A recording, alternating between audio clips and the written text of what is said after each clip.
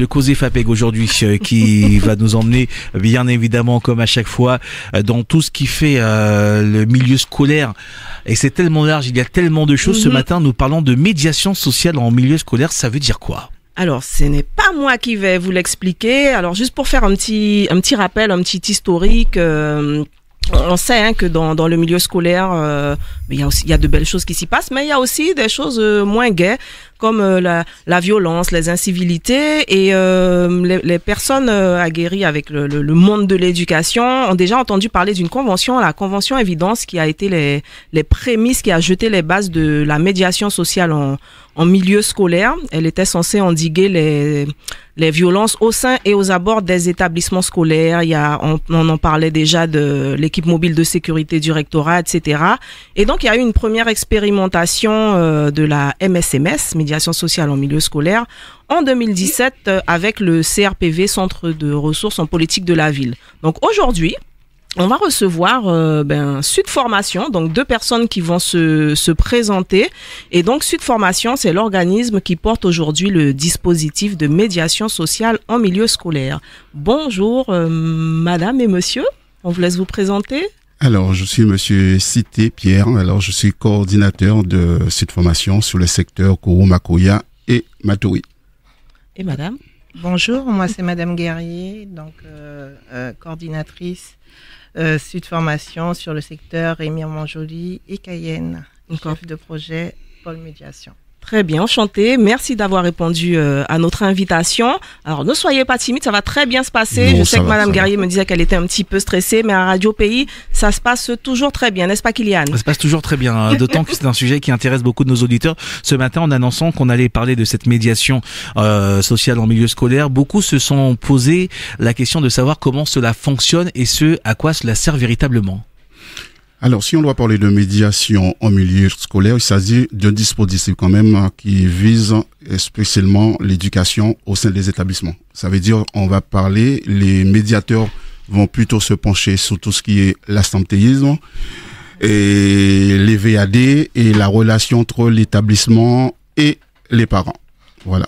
Donc, pour rentrer plus dans le sujet, la médiation sociale, elle agit sur 3 axes. Trois axes qui est, comme mon collègue l'a très bien dit, sur la prévention. Attendez, 5 minutes. Sur la prévention et la gestion du comportement violent, des conflits, incivilités et du harcèlement. Sur la lutte contre l'absentéisme et sur l'accompagnement des élèves sur la relation sociale, donc culturelle. Donc c'est un panel qui est assez large justement, et on le voit en préparant cette émission. Aïssatou m'a envoyé beaucoup de documents. Il y a énormément de chiffres, beaucoup de choses qui parfois peuvent décourager la lecture de ces documents. Mais aujourd'hui, est-ce qu'on peut dire qu'il y a une véritable efficacité de cette médiation? Parce que on se rappelle, nous sommes parmi les premiers observateurs de ce qui se passe dans les établissements scolaires. On le voit dans les différents rendez-vous d'information de Radio Pays. On voit que durant une période, on se rappelle que sur un an et demi, il y avait énormément d'actes d'incivilité, de violence dans les écoles. Est-ce que ça fait partie des choses que vous pouvez régler, et quels sont les pouvoirs que vous avez pour pouvoir régler ça? Alors, le médiateur est en première poste quand même, on va dire, parce que lui, il prend les informations, que ce soit les informations venant de la direction, des CPE ou de l'élève lui-même, qui vient à l'encontre de la médiation. Et après ça, c'est lui qui doit transmettre les informations, qui doit faire suivre soit au CPE qui va prendre le relais, soit à l'assistance sociale si c'est en cas d'harcèlement ou d'agression, ou bien soit à l'infirmière, voilà. Et vous n'intervenez donc qu'à l'intérieur des établissements scolaires, pas à l'extérieur ou aux abords? Alors, on intervient à l'intérieur et devant les établissements. Après ça, on a le système de VAD, visite à domicile, qui permet aux médiateurs de sortir de l'établissement, d'aller à la rencontre des familles, parce que l'établissement a des difficultés à faire le lien entre les parents et l'établissement. Il n'y a que l'assistant social et le médiateur qui peut aller à la rencontre des familles et relier le lien entre eux. D'accord, donc le médiateur intervient au sein de la famille également. Également, oui. Et il est autour du quartier aussi. Il faut pas oublier que le médiateur, il est issu du quartier. D'accord. Donc, il fait le lien aussi de ce qui se passe Avec d'autres partenaires, voilà. les associations de quartier, etc. Voilà. D'accord. Et du coup, comment vous êtes organisé? Comment la médiation sociale en milieu scolaire est organisée sur le territoire? Est-ce que vous êtes présent partout, dans tous les établissements, toutes les communes? Comment ça se passe? Alors malheureusement non, on est sur 32 établissements. Voilà, on est sur 32 établissements. On aurait dû être sur tous les établissements parce que comme je dis, et quand je suis rentré à Sud Formation, c'est le problématique de la Guyane, ça concerne tous les établissements parce que on est en RED+. Alors, il y a que Riméo Montjoly, le collège d'Édé qui ne l'est pas, mais on est en RED+. Voilà. Mais le problème, c'est que ce sont des contrats dits relais et on a un nombre de contrats dits relais sur le département. Ça veut dire on peut pas disposer d'un médiateur dans tous les établissements, même si la demande est très, très, très forte au niveau des chefs d'établissement, mais on est restreint par rapport à la préfecture. Quels sont les véritables pouvoirs du médiateur? Parce que quand on entend bien, vous êtes au milieu d'un système qui est bien rodé, vous êtes à mi-chemin entre les personnes qui s'occupent quotidiennement des collégiens, donc les CPE, les surveillants, vous êtes également dans la partie sociale. Vous faites quoi exactement? Quelle est votre marge d'évolution et quels sont les pouvoirs que vous avez? Donc du coup, nos missions à l'intérieur de l'établissement, c'est comme on vous l'avait dit, hein, nous sommes là pour faire le lien avec les différents partenaires au sein de l'établissement. Donc nos missions en tant que médiateur, c'est d'écouter, d'être à l'écoute, d'être communicatif et d'être antipathique avec la personne qui va venir vers l'enfant qui va venir vers nous, et puis après nous de passer le lien directement à l'administration ou sinon au personnel de l'établissement. Vous êtes donc le premier relais d'écoute de ces enfants? C'est ça, parfois, oui. Oui. Parfois, oui. Ça va dépendre de certaines situations. Ça va aussi dépendre aussi du lien que le médiateur peut avoir avec les élèves à l'intérieur de l'établissement. Alors concrètement, un médiateur qui est confronté à une situation, on va prendre l'exemple d'une bagarre au sein d'un établissement, qu'est-ce qu'il fait concrètement? Est-ce qu'il écoute et puis il transmet la situation ou il intervient directement? Il va écouter déjà pas les deux personnes ensemble. Donc le médiateur va intervenir avec le CPE obligatoirement et après il va va mettre une procédure en place. Donc le médiateur va recevoir les personnes en question et après il va écouter. Et par la suite de l'écoute, le médiateur doit faire en sorte que les deux personnes qui se sont trouvées en conflit trouvent une solution pour régler le problème en elle-même. Donc, c'est pas le médiateur qui donne la solution, c'est la personne en elle-même qui est provocateur de la situation, qui trouve la solution entre les deux pour pouvoir continuer ensemble. Est-ce que ce système marche véritablement? Excusez-moi, mais avec le recul, je trouve que c'est peut-être mettre une responsabilité supplémentaire sur les épaules d'adolescents qui sont en construction, qui sont soumis à des émotions qu'ils n'arrivent même pas à interpréter eux-mêmes, de trouver une solution face à un problème qui parfois va beaucoup plus loin et qui généralement trouve sa source en dehors de l'établissement. Alors, à ce moment-là, c'est que le médiateur, il doit libérer la parole. Ça veut dire on doit donner la parole aux enfants, à l'élève, dit que puisque si en cas de conflit, même en dehors de l'établissement, parce que la plupart du temps ça commence dans le quartier et c'est ramené à l'intérieur de l'établissement. C'est souvent le problème, hein, d'ailleurs. C'est souvent le problème. Il y a même des moments des bagarres générales entre deux bandes de quartier, et dans les établissements ça continue. Alors, le rôle du médiateur, c'est d'écouter les deux parties. On n'est pas Superman, hein. On n'a pas notre cape rouge, effectivement, mais on est là pour écouter, de comprendre qu'est-ce qui s'est passé et de transmettre l'information après.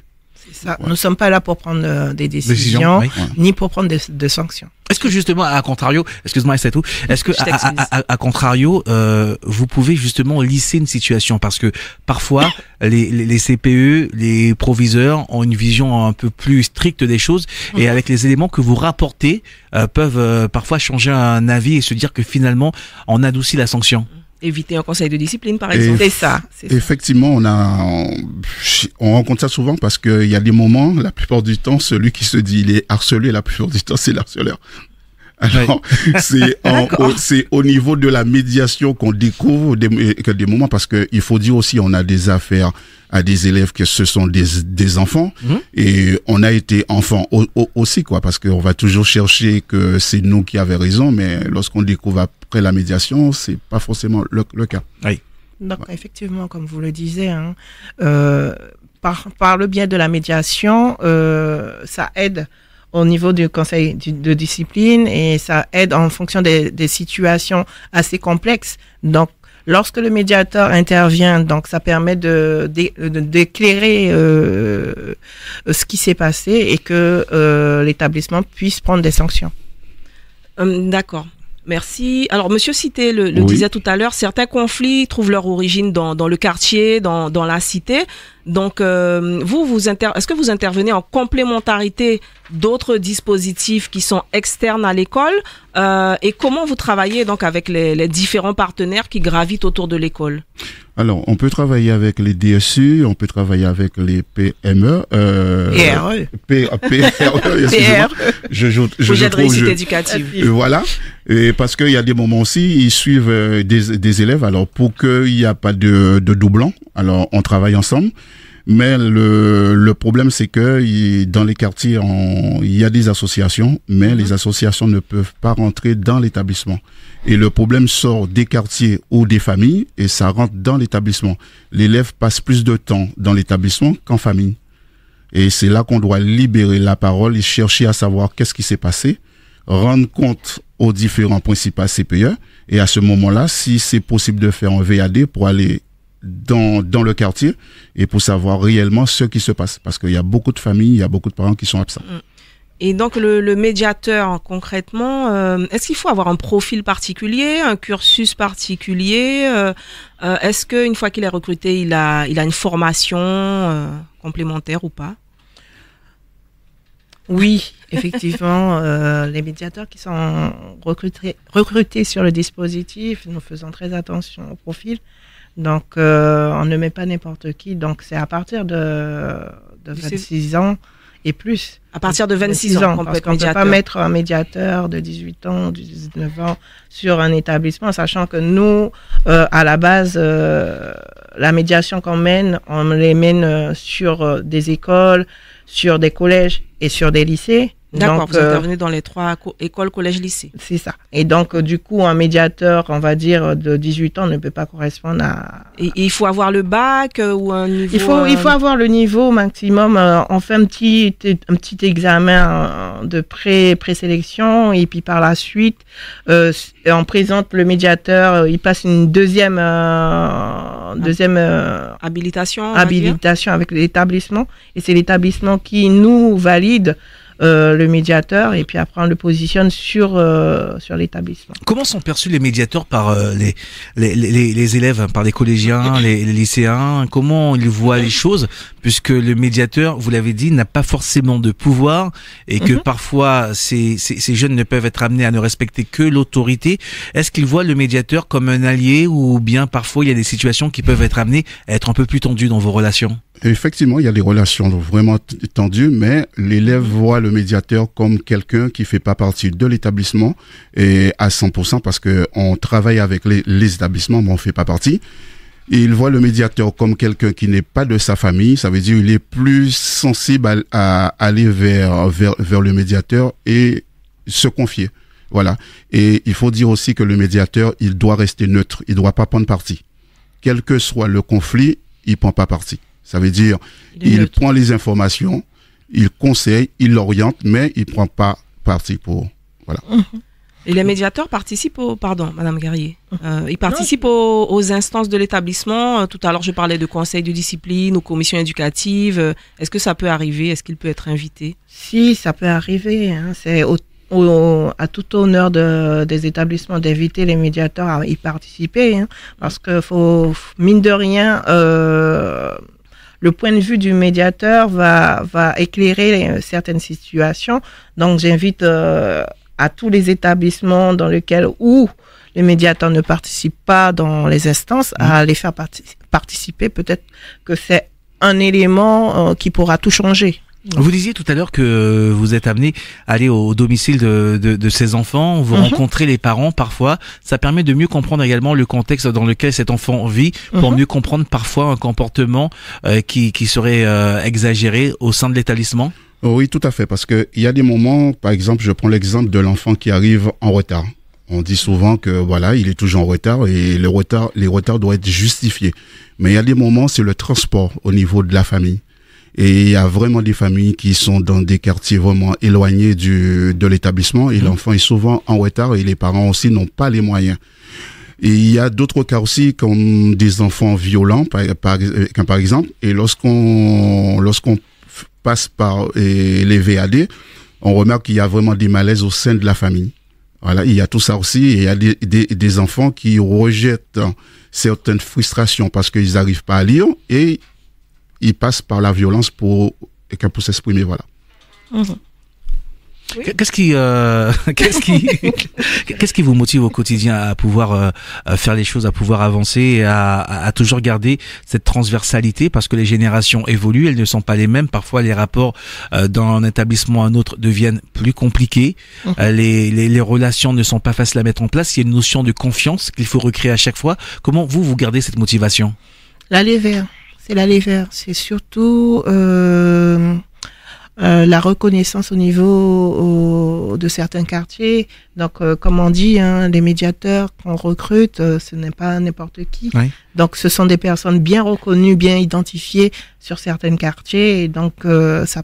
D'accord. Ils n'ont pas peur. Voilà. Ou d'aller dans les quartiers. On sait que certains quartiers sont un petit peu compliqués, un petit peu dangereux. Donc, est-ce que on a la possibilité pour nos accompagnements. Donc, dans ce type de cas-là, on s'appuie aussi de la police, on va dire la police nationale ou sinon le CSPD. Donc, on informe de l'endroit où on est, où le médiateur est, ou sinon moi-même personnellement, j'appuie le médiateur. Donc, dans ce cas-là, ça cause pas franchement de problème. Est-ce que ça arrive d'avoir des situations complexes où au-delà même de l'envie de médiation, au-delà même de l'envie d'accompagnement des familles ou des enfants, les choses ne peuvent pas être réglées, qu'il faut aller plus loin, notamment à arriver au niveau de la justice avec les assistantes sociales notamment? Oui, ça, on va parler de précarité parce qu'il faut savoir que la Guyane. On n'en parle pas souvent d'ailleurs de cette précarité qui arrive dans nos établissements. On a l'impression que c'est encore un peu tabou. On sait qu'il y a des enfants qui sont en situation précaire du biais de leur famille, mais on n'en parle pas énormément. C'est vrai qu'on n'en parle pas énormément. Bon, ça c'est plutôt, je préfère laisser ça à l'actualité publique, des personnes concernées.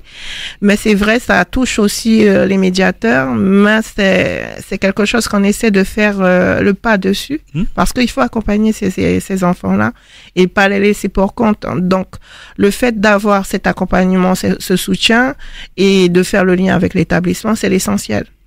Oui, c'est toujours important de pouvoir être au cœur des choses. Mais les médiateurs, vous, à quel moment, comment se passe? Est-ce qu'il y a une formation continue justement pour pouvoir en cours d'année apprendre à réactualiser les informations? Par exemple, on le voit et vous en avez parlé, Pierre Cité en début d'intervention. Vous avez parlé de ce nouveau fléau dans les établissements depuis 1 an, 1 an et demi, 2 ans, qui est le harcèlement. C'est bien présent. Ce sont des choses qui reviennent. Alors, le harcèlement a toujours existé, sauf qu'aujourd'hui, il est devenu sanctionnable, sanctionné, et il y a des accompagnements. Ce sont des choses également que vous apprenez à faire.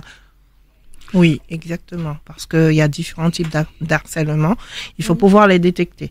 Et donc, du coup, nous, ce que nous mettons en place au sein de cette formation, c'est la formation TP-MSADS. Donc, ça veut dire quoi, TP? Donc, c'est... je suis un peu stressée là. Donc, vous pouvez pas réussi à détendre nos invités? Ah si, parce qu'elle est un peu stressée. Non, on fait l'interview. Donc vous allez retrouver vous allez brièvement retrouver le site sur le portail Sud Formation. Hein. Donc ça explique bien c'est quoi le TP MSADS. Donc ce TP là, il y a plusieurs plusieurs volets qui sont volets qui sont mis en place par nos formateurs qui permet aux médiateurs de prendre de pouvoir se former en continu. Voilà. Ça vous arrive de vous rencontrer tous les médiateurs, d'avoir une journée de rencontre où vous échangez sur vos problématiques dans les différents établissements? En ce moment, c'est ce qui se fait. En ce moment, c'est ça? En ce moment, oui. C'est ce qui se fait, oui. Vous vous dites quoi dans ces moments-là? On veut pas tout savoir, mais vous vous dites quoi dans ces moments-là? À ce moment-là, on échange toutes les problématiques que chacun rencontre dans ces établissements. Après ça, on essaie de trouver la bonne formule en disant est-ce que lui, il a bien réagi, elle a bien réagi. Oui. Il y a des formations aussi avec la police nationale en ce moment pour tout ce qui est la posture et tout ce qui est comment agir. Comment ne pas s'énerver. Il y a tout ça aussi. La bonne posture. la bonne posture, parce que si on voit devant l'établissement il y a des bagarres, ça veut dire quelle posture qu'on doit avoir. Oui. Il y a tout ça aussi et on travaille avec d'autres partenaires.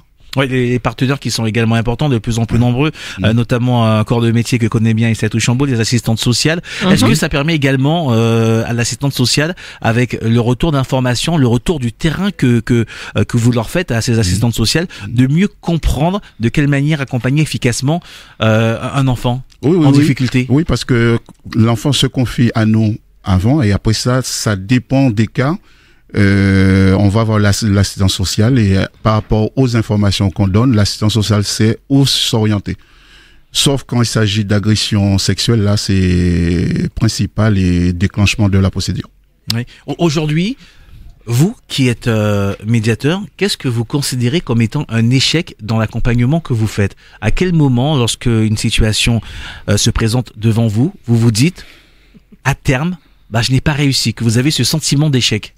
Waouh, bonne question, pertinent. Mais alors, à notre niveau, je peux dire que lorsqu'on passe le relais et on peut pas suivre, on peut pas poursuivre parce que ça dépend pas de nous, parce qu'on a notre degré d'accompagnement.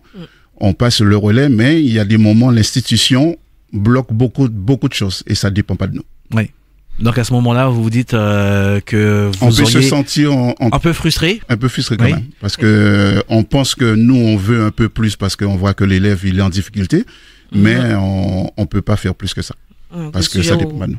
Contraintes administratives. Est-ce que vous êtes confronté à des situations de décrochage scolaire aussi ou d'abandon de la scolarité Alors, il y a certains jeunes? Beaucoup absentéisme, décrochage scolaire et c'est quand même à la rentrée parce qu'on est presque fin octobre. Ouais, mais la fin du premier trimestre, alors, bientôt. Les pourcentages sont énormes et c'est le rôle du médiateur d'aller dans les familles pour ramener ces enfants-là dans l'établissement. Il se passe quoi justement? Ces absences sont liées à quoi? Au fait que ces jeunes n'aient plus envie d'aller à l'école, parce que généralement, du point de vue extérieur, lorsqu'on parle d'absentéisme en école, absolument à chaque fois et systématiquement le manque d'envie de ces enfants, sauf qu'il y a d'autres critères qui rentrent en jeu. Alors, j'espère que je vais pas frustrer les gens, mais et les enfants qui ne veulent pas aller à l'école, c'est une minorité. Mais le pourcentage le plus élevé, c'est la situation des parents. Ils ne peuvent pas emmener leurs enfants à l'école, manque de moyens. Manque de moyens pour se déplacer. Pour se déplacer. Et le transport, il est pour beaucoup là-dedans. Ça veut dire qu'aujourd'hui, malgré tous les efforts qui sont faits pour les cartes de bus, les cartes de déplacement, ça reste encore inaccessible pour certaines familles? Oui, parce que notre département n'est pas comme le département qu'on va prendre un département en métropole, qui a les bus, il y a le tram, il y a tout. Ça veut dire qu'on a des quartiers vraiment éloignés même, à des distances que lorsqu'on habite sous les PK vers Makouya, vraiment voilà, les distances c'est énorme. Oui, donc il faut vraiment prendre conscience. Est-ce que vos voix sont écoutées? Est-ce qu'à un moment donné, les instances, parce qu'il y a parfois des instances qui s'assiedent, qui prennent des décisions, est-ce que vos voix, vous de médiateurs, est-ce que vous avez le sentiment d'être écoutés et que les préconisations que vous pourriez faire ont de la valeur à ce moment-là dans les discussions? Alors, est-ce que c'est écouté? Je dirais oui. Vous n'allez pas vous mettre en difficulté. Non, je vais pas me mettre en difficulté parce que il faut avoir un langage clair quand même pour que tout le monde puisse comprendre. Parce que au début du dispositif, quand moi j'installais des médiateurs sur des établissements, il y a des directions qui étaient un peu réticents. Mais quand ils ont vu que le travail, l'apport apportées par le médiateur, ils ont changé d'avis. Il y a même des établissements qui étaient réticents. Maintenant, tout le monde veut son médiateur. C'est ça. Et le médiateur est partagé entre le collège et l'école primaire. Ça veut dire un médiateur à 2 établissements. Maintenant, tout le monde veut son médiateur à 100%. C'est ça le gros problème. Et il y a un besoin, mais on a les mains liées, on peut pas. Oui. Donc, comment vous voyez, et ce sera ma dernière question, comment vous voyez l'évolution de votre métier? Parce que les saisons scolaires se suivent mais ne se ressemblent pas. On voit beaucoup de difficultés, on voit beaucoup d'enjeux également et qui deviennent de plus en plus importants. Comment vous voyez la suite de l'évolution de votre métier de médiateur? Moi, je vois qu'on aura encore plus de travail. Oui. Tant que les instances ne vont pas prendre leurs responsabilités, on aura encore du boulot, mais il faut que tout le monde se réunisse et tout le monde parle d'une seule voix sans hypocrisie. Merci beaucoup d'être venu ce matin. Aïssatou, encore une question ou bien? Oui, c'était dans la ligne directrice de ta dernière question. Comment est-ce que vous envisagez de vous développer? Est-ce qu'il y aura plus de médiateurs qui seront recrutés? Est-ce qu'il en faut plus? Je dirais oui. Il y a des zones où il n'y en a pas. Ouais. Oui, je dirais oui. Oui, pour répondre à la demande des établissements. C'est comment? C'est un médiateur par établissement, c'est suffisant? Un médiateur par établissement? Un médiateur par établissement, c'est pas forcément suffisant parce que ça va dépendre de la taille de l'établissement, la taille de l'école, la taille du lycée. Donc du coup, ça aurait été mieux pour nous d'avoir 2 médiateurs, mais c'est pas possible. Ouais. C'est vraiment pas possible. Donc, je souhaiterais revenir sur le TP MSADS. Donc, le TP, ça signifie médiateur social, accès aux droits et aux services. Ouais. Donc, voilà. Pour ceux qui veulent devenir médiateurs, ça se passe comment? Ils doivent aller où? Ils doivent aller sur quelle plateforme pour apprendre déjà à connaître le métier? Mais tout le monde fait de la médiation. Tout le monde, toute la vie, on fait de la médiation. Surtout les mamans, ce sont des champions au niveau de la médiation parce qu'on a des enfants. Et lorsqu'on a plusieurs enfants, trouver le juste milieu pour calmer tout le monde, c'est de la médiation. Alors, mais quelqu'un qui veut être médiateur social en milieu scolaire, est-ce qu'il se rapproche de Sud Formation? C'est ça, il se rapproche de nous et puis après on les donne les informations nécessaires pour Vous êtes situé où? Donc là, pour le moment, on est situé aux 4 rues du Docteur Barra. Donc, juste en face de l'accordeur. Donc, il y a des coordonnées? Oui, les coordonnées, vous pouvez nous joindre facilement au 06 94 00 63 59 et 06. Alors, moi, c'est 06 94 03 12 00.